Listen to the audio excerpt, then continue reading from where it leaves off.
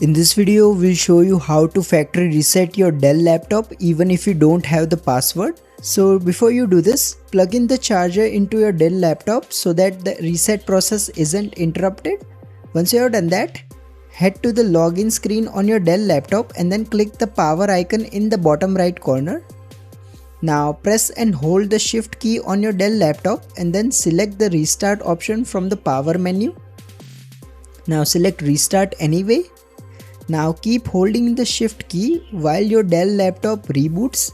It will turn off completely and then turn back on.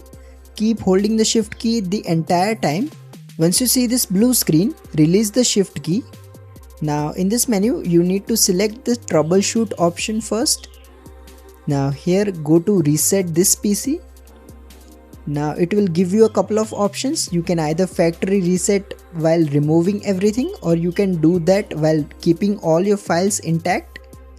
Now you'll need to specify whether you need to perform a local reinstall or you need to download a fresh copy of Windows from the internet. It's always better to select local reinstall since it's much quicker. Now simply wait for a few minutes and your Dell laptop will be factory reset.